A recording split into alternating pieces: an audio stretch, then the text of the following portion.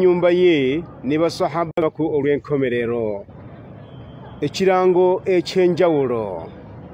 Allah tugamba mu kitabo kye Quran entukuvu nti walitukmilu al-iddata walitukabbiru Allah ala ma hadakum wa la'allakum tashkurun. Muteekwa mujjuze omuwendo gw'ennaku eza Ramadan era mumugulumize Katonda ku ekyo kye yabalungamyamu oba olyawo ne mumwebaza. Nabbi waffe Muhammad sallallahu alaihi wasallam n'atugamba nti musiibe nga mumaze okulaba omwezi gwa Ramadan era musiibulukuke nga mumaze okulaba omwezi gwa Shawwal. Bwe guba tegulabise kale mujjuze ennaku 3 eza Sha'ban.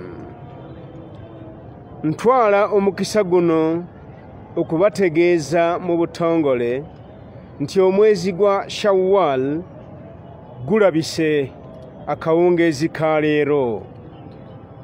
N'olw'ensonga eyo Idil Fitri yakusaalibwa enkya ku Sande ng'ennaku z'omwezi 3 omwezi ogwokusatu omwaka 2025.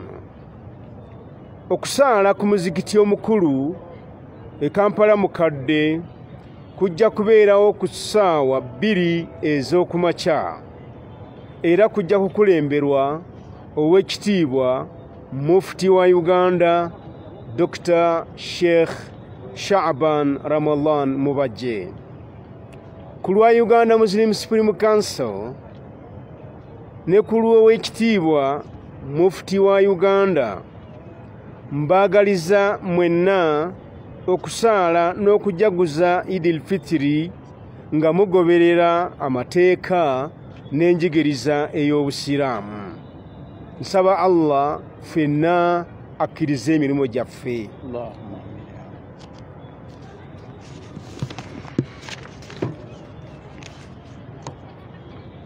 Press release. Praise be to Allah, the cherisher and sustainer of the world. Peace and blessings be upon to the last prophet Muhammad sallallahu alaihi wasallam, his family, companions, and his followers until the day of resurrection. Allah subhanahu wa ta'ala says, وَلِتُكْمِلُوا الْعِدَّةَ وَلِتُكَبِّرُوا اللَّهَ عَلَى مَا هَدَاكُمْ وَلَعَلَّكُمْ تَشْكُرُونَ. Allah wants for you to complete the period and to glorify Allah for that to which He has guided you, and perhaps you will be grateful. Chapter 2 Al-Baqarah, verse 185.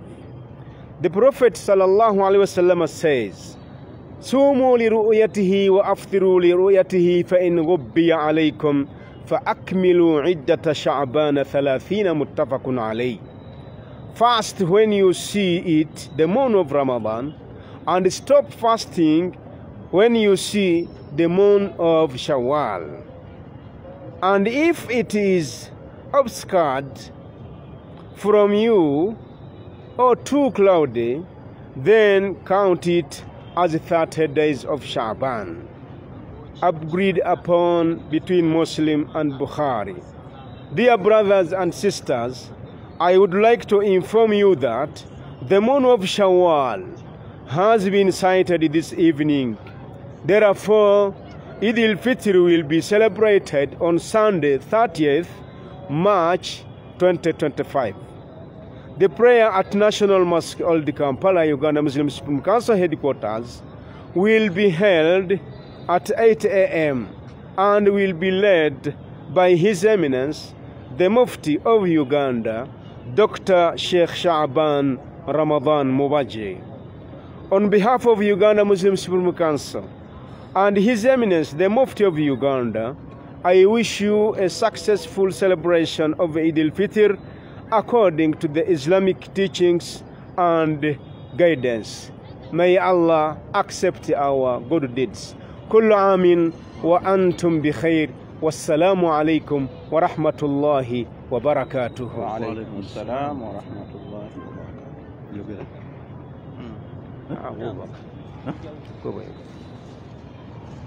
Bismillahi rahmani rahim. Tuza yoza abasiramu mwenna mu ggwanga okutuuka ku Eid al-Fitri ey'omwaka guno 2025.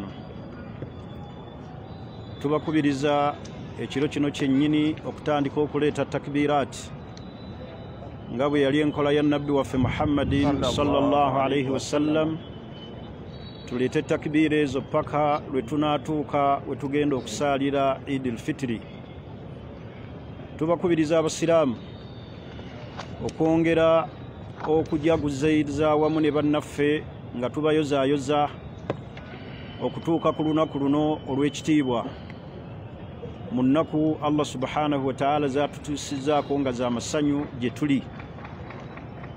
Tubakubiriza mwenna abasiraamu mu ggwanga, naddala bayimaamu ab'emizikiti, okusoma khutuba ezinaayamba abasiraamu okubakuumira ku ddiini yaabwe, okukuuma enzikiriza zaabwe, era twewale okusoma khutuba ezirimu okukuma mu basiraamu omuliro.